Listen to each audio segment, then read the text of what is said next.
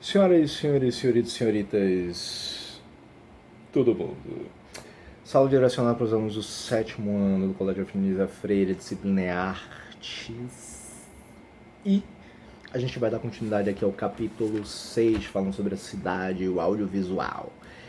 Na aula passada a gente terminou falando sobre o filme Saneamento Básico, falando Dois Filhos de Francisco, o filme Saneamento Básico com Wagner Moura, Lázaro Ramos, Camila Pitanga, Fernanda Torres, tal, um filme bem interessante que utiliza a figura de linguagem chamada metalinguagem, que é como eu expliquei, é algo falando de si próprio. Um livro que fala sobre o processo de escrita de um livro, um filme que fala sobre o processo de produção de um filme, um desenho que fala sobre o ato de se desenhar, tal, e assim por diante. Né? Essa metalinguagem é algo que fala de si próprio. Enfim, aí a gente começa hoje a partir da página 126. Essa aula vai ser um pouquinho mais rápida. E como eu tinha explicado até no início da aula passada, a gente vai ter... vai falar da página 126, 127 e depois vai pular para a página 130. Tá? Mas de boa, vocês vão entender. Relaxa, tá? É só acompanhar essa bagaça aqui que vai dar tudo certo. Ok? Ok.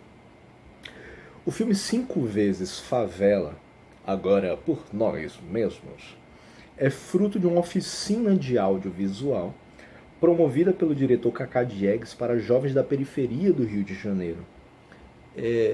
Esse filme, 5 vezes Favela, inclusive passou não tem muito tempo, deve ter uns 1 mês, 2 meses mais ou menos na Globo,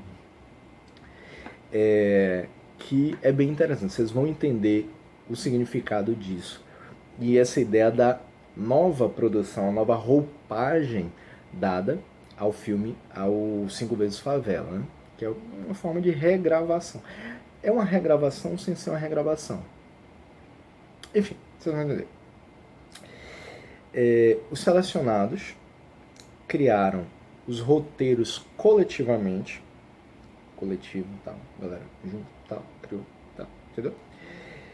E participaram da produção do filme, que consiste em 5 histórias dirigidas pelos jovens cineastas. Cacau Amarelo, Cadu Barcelos, Luciana Bezerra, Luciano Vidigal, Manaíra Carneiro, Rodrigo Velha e Wagner Novaes. Ah tá, são 5 histórias, não 5 jovens, viu gente? Só 5 histórias dirigidas por essa galera. As histórias, com aproximadamente 20 minutinhos cada uma, retratam com fidelidade a vida dentro das comunidades. A verdade do filme vem do olhar de quem conhece o cotidiano da favela. Isso acaba sendo algo bem interessante, porque geralmente a gente acaba vendo uma visão de algo construído a partir de um imaginário popular. Gente que nunca esteve naquele local ou que visitou 1 ou 2 vezes aquele local e acredita que conhece fielmente como funciona a dinâmica daquele espaço. Ou isso, não, mas eu conversei com várias pessoas que disseram que era assim, assim, assim. Sim, beleza, conversar é importante, mas e aí? E a vivência lá dentro? E a experiência de saber exatamente o que é que essas pessoas viveram? Cadê? Às vezes é necessário. A produção desses documentários do 5 vezes Favela, ele vai trazer justamente essa ideia, porque foram escolhidos cineastas, foram escolhidos jovens que vivem a periferia, que estão lá, acordam e dormem todos os dias, ou praticamente todos os dias, vivendo aquilo ali da periferia. É como se pedisse de repente Vitor, professor, filme o cotidiano, o dia a dia, né, de Zé. Pronto, vou filmar o cotidiano de Zé. Só que assim, por mais que José chegue para mim e fale, eu faço isso, faço aquilo e tal, não sei o que, não sei o que. Beleza. Só que o meu olhar vai ser a partir da história que ele me conta. Mas se ao invés de fazer isso, se ao invés de eu aparecer lá para filmar o cotidiano dele, por que ele próprio não faz isso? Por que não é dada a oportunidade dele próprio fazer isso? Mostrar o próprio cotidiano dele, a própria realidade dele, a própria vivência, a própria vida dele, a experiência do dia a dia de acordar e dormir naquele espaço que ele está inserido. Não é uma visão estrangeira, não é uma visão de fora. É uma visão de alguém que está ali vivendo o tempo todo, todo dia, de manhã, de tarde, de noite, de madrugada, aquela história, aquelas histórias, né? Então, essa importância de se perceber a ideia de vivência das pessoas que fazem parte daquele cotidiano. É tipo, você vai eleger um prefeito, por exemplo, que só coloca o pé na favela a cada 4 anos para poder pedir voto, ao invés de escolher alguém que tenha um conhecimento melhor a respeito daquele cotidiano. Não é aquela pessoa que, passa a vida toda morando nos Jardins, de lá se desloca para 13, vai para Atalaia, Aruana e pronto. Aí a cada 4 anos vai pro Japãozinho para poder entregar santinho e pedir voto. Eu farei isso por vocês, a melhoria dessa comunidade tão sofrida. Aí depois só vai aparecer ali de novo, dali a 4 anos para pedir voto de novo. Talvez ainda apareça tocando isso aqui. Talvez apareça ainda durante esses 4 anos, né? Apareça mais 1 ou 2 vezes lá, só para dizer assim, olha, não esqueci de vocês não, estou trabalhando com os meus assessores para poder trazer isso para vocês. Mentiroso, descarado, sem vergonha. Então, falta vivência para essa pessoa para saber o que é que de verdade aquelas pessoas estão passando ali. Falta vivência para essa pessoa ter noção a respeito do que acontece naquele espaço. Então aqui, ao se dar oportunidade para esses jovens cineastas, esses jovens dessa oficina de audiovisual, eles filmarem a própria realidade, o próprio cotidiano deles, a visão que eles têm a respeito da comunidade que eles vivem, quando se dá essa oportunidade, vai ser uma visão completamente diferente do que aquela visão que seria filmada, seria feita por alguém que não vive aquela realidade. Né? Então, a verdade do filme vem do olhar de quem conhece o cotidiano da favela, o cotidiano da periferia em si. Pulamos, página 127. Não, a gente ainda não pulou não, só fez passar de página. O documentário Cidade Cinza, dos diretores Marcelo Mesquita e Guilherme Valienga, apresenta a cena artística em torno do grafite que acontece na cidade de São Paulo. No filme, alguns grafiteiros se reúnem para repintar um painel de 700 metros que havia sido apagado pela prefeitura. O documentário conta como surgiu o grafite, sua evolução no mercado de arte e a repercussão internacional do grafite brasileiro. Propõe o debate sobre a sua legalidade, questionando o que é e o que não é arte nos muros de São Paulo. Mostra ainda como as instituições do poder público lidam com as intervenções urbanas. Lembra que a gente já falou sobre intervenção urbana, sobre essa ideia da cidade e arte pública? Falamos um pouquinho a respeito do grafite também quando falamos sobre o hip hop. Então, o grafite em si ele é uma crítica a um modelo de sociedade que a gente vive, que é um modelo capitalista, um modelo que muitas vezes deixa de lado as questões sociais, esquece a população mais pobre, esquece a galera das favelas, ó, das periferias. E aí pronto. Não é à toa quando a gente vê, ó, essa imagem daí da própria página 127, que é um cara fumando um charuto que na verdade é um tronco de uma árvore, segurando uma árvore, pegando fogo, do lado tem uma outra também pegando fogo. Então, tipo, a gente para pra pensar nisso, o que é que isso tem de crítica social? O que é que isso tem de nossa realidade? Ó, os pássaros fugindo dessas queimadas. Pô, isso lembra muito o quê? E aí essa parte toda cinza em cima é a fumaça. Transforma a cidade cinza em algo cinza. Já basta a própria especulação imobiliária, a gente já fala muito de cidade cinza, que são aquelas cidades cheias de prédio, sem árvores. Aracaju não sofre tanto disso, que a gente ainda tem uma cidade bastante arborizada, com bastante praças, com parques. Mas quando a gente para pensar sobre a cidade de São Paulo mesmo, é uma cidade feia em sua maior parte.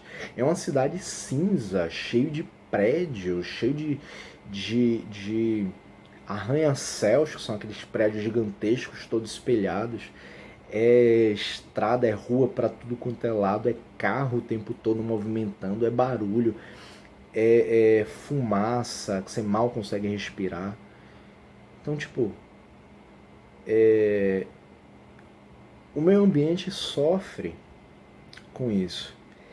E essa imagem, só por essa imagem, a gente vê assim, já traz o que eu falei sobre linguagem pictográfica, a linguagem da imagem em si, a linguagem visual.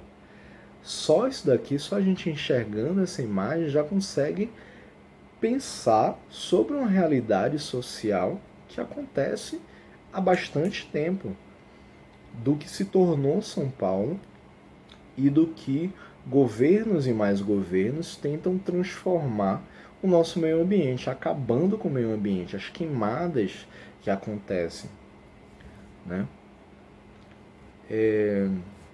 E aí então o documentário, que é um documentário de 80 minutos, 1h20, vai retratar essa cena do grafite em São Paulo, né? E vai contar um pouco dessa história a respeito dessa produção artística no local.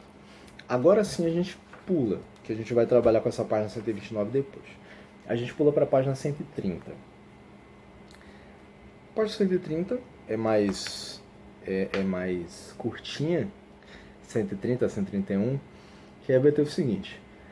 Para conhecer mais sobre cinema, escolha um dos 3 curtas-metragens hospedados no site Porta Curtas. Tipo, é um site bem bacana, tá disponível aí de graça, tal, a galera ver os documentários que são produzidos, são colocados lá. Um dos filmes é sobre Joinville, em Santa Catarina, na cidade de Santa Catarina. Outro sobre Recife, capital de Pernambuco, e o terceiro sobre a comunidade do Vidigal, no Rio de Janeiro. Cada um deles tem uma abordagem bem diferente para expressar visões distintas da cidade. Ó, são visões de pessoas que vivem o cotidiano desses locais. Então são visões pessoais a respeito de quem tem experiência naquele local. O site Porta Curtas é um portal na internet que reúne curtas-metragens brasileiros de gêneros variados. Experimentar uma animação, um documentário, por exemplo, no site é possível buscar os filmes por categoria, tais como épocas, lugares, temas, gêneros, artistas mais vistos. Vou deixar um link na descrição daqui desse vídeo. E aí pronto, Joinville, documentário, Recife, ficção científica, Rio de Janeiro, documentário. O filme mais longo é o de Recife, de Cléber Mendonça Filho, de 24 minutos, mas o documentário sobre o Morro do Vidigal dura só 5 minutinhos. Tá vendo? Pronto.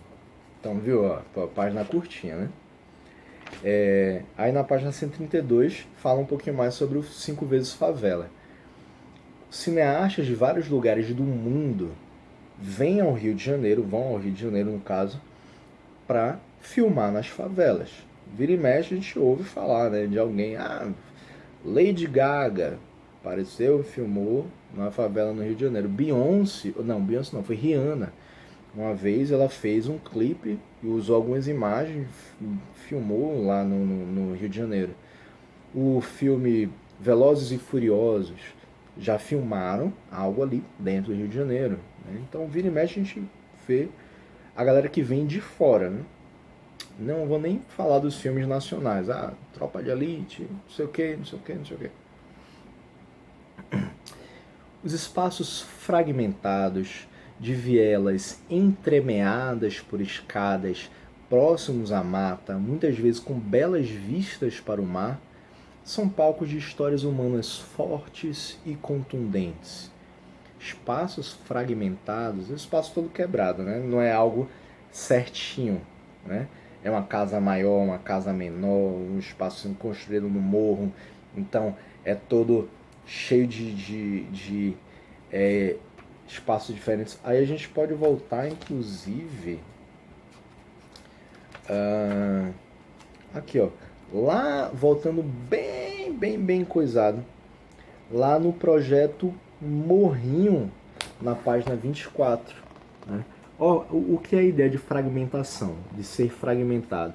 É justamente assim, não é um bairro planejado, não é algo certinho, são as casas praticamente empilhadas umas nas outras. Né? Então, o projeto Morrinho retrata justamente essa realidade de favelas cariocas, favelas no Brasil inteiro. Né? Vielas entremeadas por escadas. Vielas são aquelas vias bem estreitas, né, que não passa carro, não passa moto nem nada, e que são todas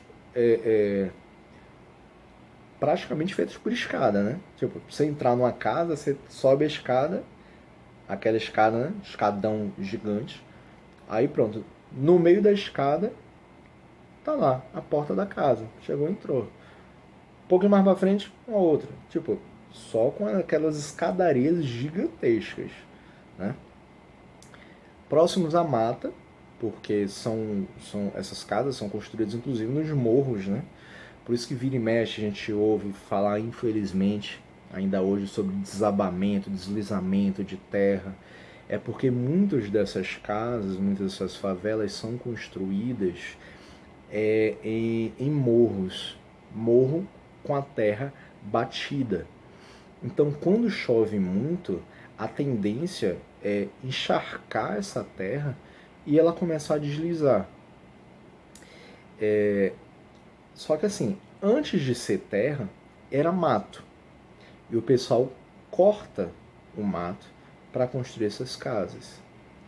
Então, isso faz com que, inclusive, esse mato, essas árvores, nesses morros que serviam como um entrave para que a chuva chegasse com força lá embaixo, se você tem um morro que não tem árvore, vai rolar muito mais terra.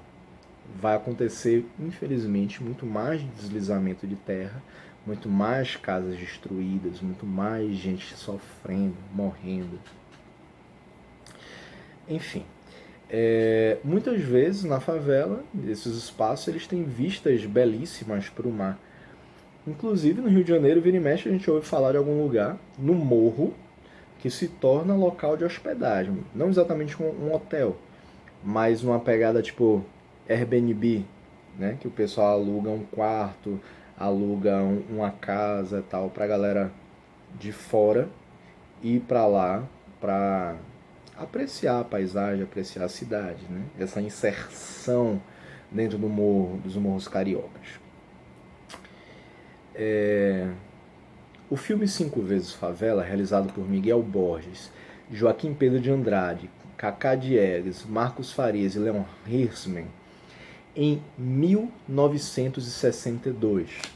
Ó, aqui o Cinco Vezes Favela, aqui não fala quando é não. Foi gravado em 2010. Ah, tá, não, é porque ele fala depois.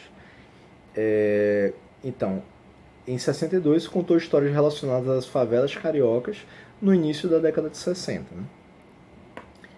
Né? 50 anos depois, o filme Cinco Vezes Favela, Agora por Nós Mesmos, de Cacau Amaral, Cadu Bacela, aquele nome que a gente já tinha falado antes, em 2010, retornou os temas do anterior com um projeto bem diferente.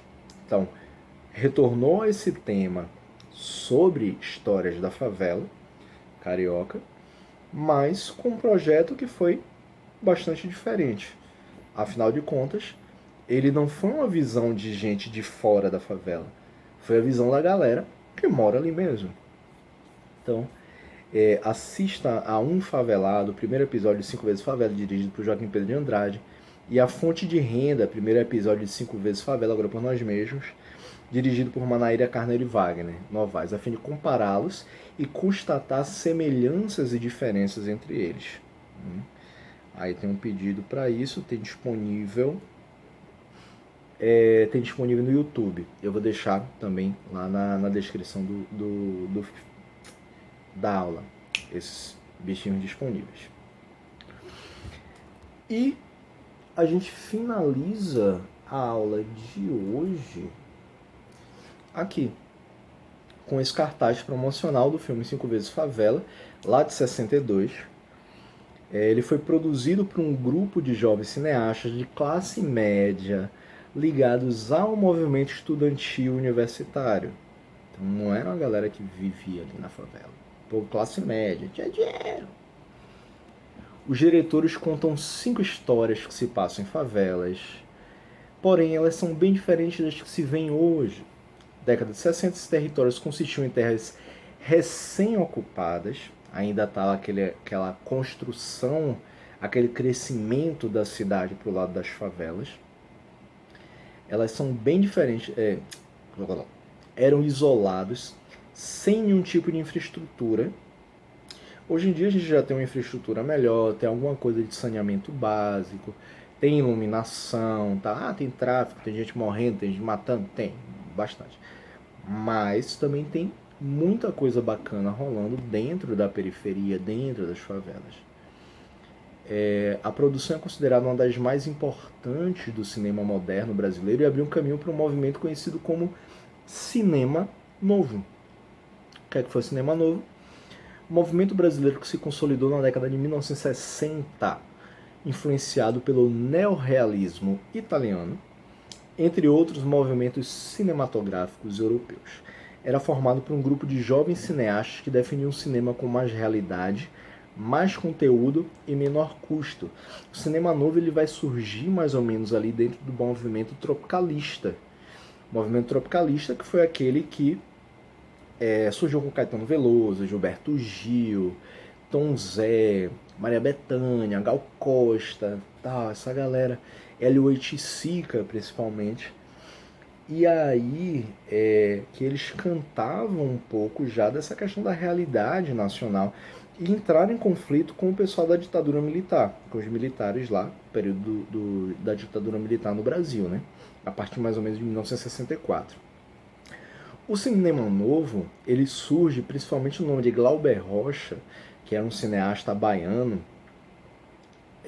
que esses filmes produzidos, esse cinema produzido durante esse período, ele vai retratar uma realidade social, sofrimento por conta da ditadura militar, inclusive, vai mostrar questões de pobreza, vai mostrar prostituição, vai mostrar ruas sujas, vai mostrar festas também. Eles têm um lema que é câmera na mão e uma ideia na cabeça. Porque não precisava se criar algo como um set, a construção de um set, a construção de uma cidade cinematográfica, né? Trazer vários elementos, gastar muito para construir todo um cenário e tal. Não, era como se eles pegassem uma câmera, que as câmeras grandes na época, né? colocasse aqui no ombro e saísse filmando, contando uma história, né?